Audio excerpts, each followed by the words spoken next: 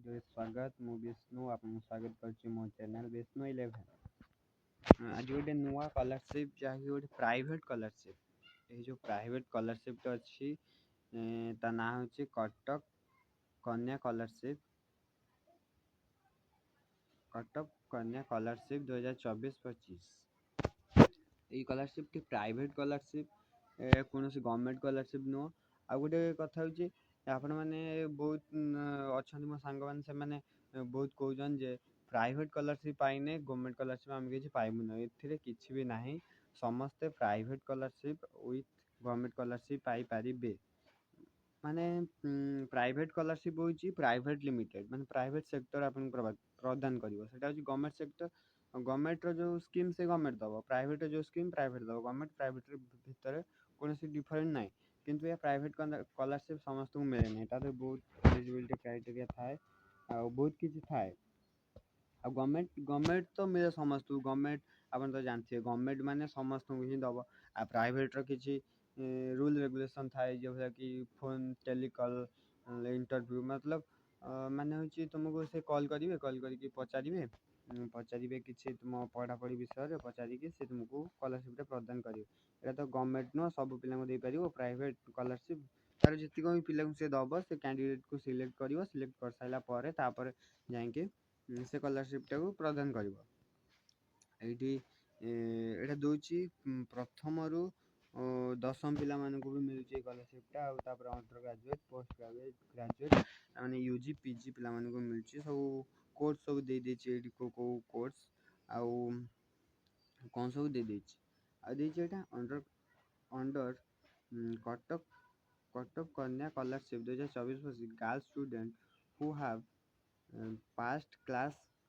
12 बेसी priority मिलिबो girls student मानको। Girls student माने बेसी अप्लाई करि पारि माने प्रायोरिटी तांको अधिका दिया जिवो एते सब देइछि एठी आ ता लास्ट डेट होची 13 अक्टोबर 2024 ना 31 अक्टोबर सॉरी 31 अक्टोबर 2024 31 अक्टोबर आर लास्ट डेट आ मिनिमम 75% सीजीपीए हो पा मार्क सब 75% मार्क दरकार 12 बोर्ड एग्जामिनेशन माने 12 जार 12 पई अप्लाई करिवो सांकर दरकार माने ग्रेजुएशन जो माने अप्लाई करिवो माने 12 रो मार्क तांकर मार्क ता 75% थिया दरकार आ फैमिली इनकम 6 लाख 6 लाख टका कम थिया दरकार। ए सब कोर्स गुला दे देछि कोन सब अप्लाई करि परिबे सब देछि एडी बीएस एमएस बीएस ए सब दे देछि को कोर्स करिवे सेमानकर मिनिमम 75% थिबा दरकार माने प्रीवियस ईयर के मार्क्स आ फैमिली इनकम तो कहली तापरे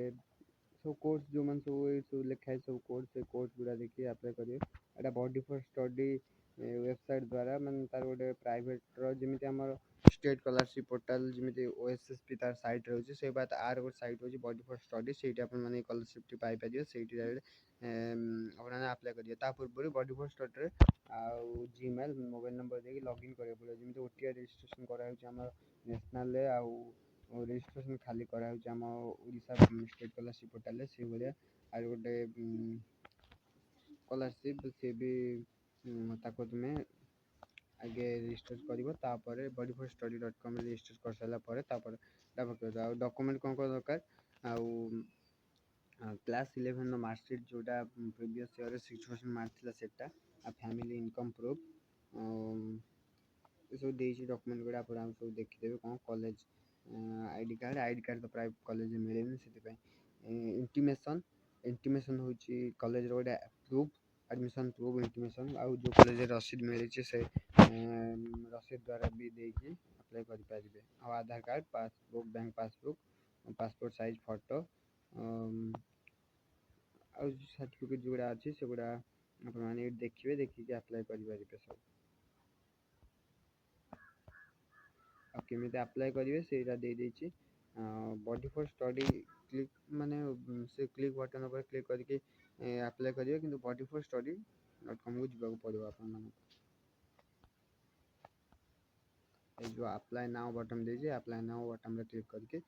अपन मन डायरेक्ट स्कॉलरशिप रे अप्लाई करि परिबे ସ୍କଲାରସିପ୍ର ଆମାଉଣ୍ଟ ଦେଇନି, କିନ୍ତୁ ଆମାଉଣ୍ଟ ଯାହାହେଲେ ବି ଯଦି ଆପଣମାନେ ସିଲେକ୍ଟ ହୁଅନ୍ତି ସର୍ଟ ଲିଷ୍ଟେଡ୍ କ୍ୟାଣ୍ଡିଡେଟ୍ ଭିତରେ, ତାହେଲେ ଆପଣଙ୍କୁ ସ୍କଲାରସିପ୍ଟା ମିଳିବ। ଆଉ ଯେଉଁମାନେ 75% ମାର୍କ ଅଛି ସେମାନେ ଆପ୍ଲାଏ କରି ଦିଅନ୍ତୁ, କାରଣ ସ୍କଲାରସିପ୍ ଆପ୍ଲାଏ କରିବାରେ କୌଣସି କ୍ଷତି ନାହିଁ। ଯଦି ଆମେ ସ୍କଲାରସିପ୍ ଆପ୍ଲାଏ କରିଥିବା କେଉଁଟା ବାଜିଯିବ ତାର କ'ଣ ଠିକ୍ ଠିକଣା ଅଛି? ଯଦି ବାଜିଗଲା ସ୍କଲାରସିପ୍ଟା ଆମକୁ ମିଳିଗଲା, ଆମକୁ ବହୁତ ଫାଇଦା ହେଇଯିବ ନା। ଆଉ ତାହେଲେ ଆମେ ଆପ୍ଲାଏ କାହିଁ କରିବାନି? ଆପ୍ଲାଏ କରିବାରେ ଆମର କ'ଣ କ୍ଷତି ଅଛି? ଆପ୍ଲାଏ କରିଚାଲ, ସେମିତି ବାଜିଲା ତ ଯେଉଁ ସ୍କଲାରସିପ୍ ହେଲା ନହେଲେ ନାହିଁ। ପ୍ରାଇଭେଟ୍ ସ୍କଲାରସିପ୍ ଆଉ କିଛି ଗ୍ୟାରେଣ୍ଟେଡ୍ ନାହିଁ। ଗଭର୍ଣ୍ଣମେଣ୍ଟ